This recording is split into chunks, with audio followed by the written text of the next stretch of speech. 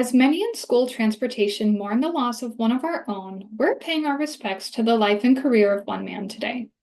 Hello and welcome to The Route, School Bus Fleet's content series that keeps you in the know. I'm Amanda Huggett, your Executive Editor. Today we're going to cover top news and trends in the school transportation industry. The Route is brought to you by Thomas Built Buses, a leader in pupil transportation. So let's get rolling.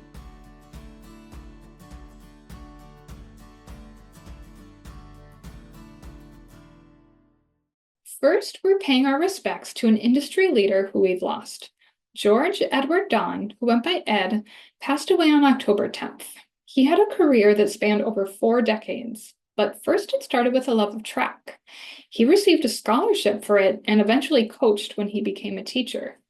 But not long after, he was drawn to transportation. He was director of the department at Whitfield County in Georgia for a decade, then Washington County, Maryland, and finally as assistant director for Prince George's County. But aside from his school-side contributions, Ed was a well-known name in the associations. He served as president of the Georgia State Association, board member of the Suppliers Council for NASTIPS, and was most notably recognized at NAPT. Ed served 2 terms as president of the National Association for Pupil Transportation in both the 80s and the 90s. He received their Distinguished Service Award, is credited with starting the NAPT Foundation, served on the board of directors, and is a member of the Hall of Fame. Oh, and he was School Bus Fleet's own Educator of the Year in 1989, not to mention co-chair of the School Bus Specification Section at the 11th and 12th National Congress on School Transportations. That's a lot. After his time in schools, though, he moved into the private sector, helping co-found 24/7 Security. Robert Scott, the company's senior VP of strategy, shared some beautiful sentiments with us. He called Ed a friend to all he met, someone who never missed a handshake or a hug, and who he could talk to for hours about everything and anything. Others lovingly remembered him on social media too, sharing that he always had a kind word and a great smile. The ability to make you feel like you were the most important person in the room. A true gentleman, mentor, and a leader. A calm presence and a great role model. An inspirational leader and exceptional man who will be missed by many. Now, I may not have gotten the honor of knowing Ed, but through the beautiful tributes online, I can tell that the world lost a bright light. And we here at School Bus Fleet wish Ed's family so much love and peace as they grieve his loss. Now, let's roll into some happier news. A few school transportation suppliers have announced updates to their respective technologies. First is School Bus Logistics, who added a new feature to its routing communication solution called Route Hub. Previously, this tool was used by districts to manage routing info and communicate between the district and their logistics specialists.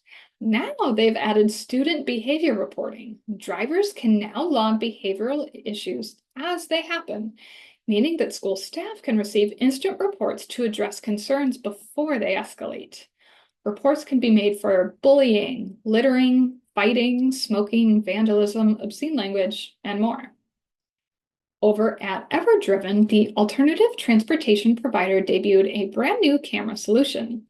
Along with its upgraded VIP app, the new camera features the largest amount of cloud storage capacity, keeping high-resolution recordings for 30 days. It captures footage from inside and outside the bus for a full view of each trip. This means increased safety and visibility, which means increased transparency for all of those involved.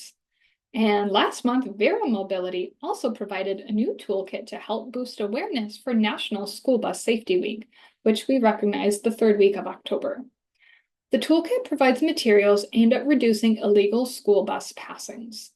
While the special week may be past now, the information and tools can be used year-round, so please check it out. Our next stop is with GreenPower. The electric bus provider has been busy selling buses. Last month, they announced 50 orders alone in West Virginia. 4 of its variations of the Beast are headed to 7 different school districts across the state. And just before that, they fulfilled orders for more buses in 3 states, including in West Virginia, Arizona, and California. The OEM recently reported a total of 126 live orders representing more than $45 million. Additionally, GreenPower announced the pricing of its public offering of 3 million shares of its common stock at a price of $1 per share. They said that they intend to use the net proceeds for the production of more electric vehicles, working capital, and general corporate purposes. Sure seems like we're going to be hearing more from this manufacturer. Speaking of OEMs, Blue Bird also announced preliminary full-year sales numbers for 2024. Their unit sales are up 6% with 9,000 buses sold and a record net sales revenue of $1.35 billion. That's up 19% from the prior year. They also mentioned sales of 704 electric buses, which is a 29% increase over 2023. Now, I love a good bowl of alphabet soup, even as an adult, but let's take a stop by some more letters that I think we're going to be hearing much more about soon. The first is V2G, which stands for Vehicle to Grid. Essentially, what this is technology that allows electric vehicles to discharge energy back to the grid when utilities need it. It's supposed to stabilize the power grid instead of just sucking a charge out of it, and instead hand some of it back.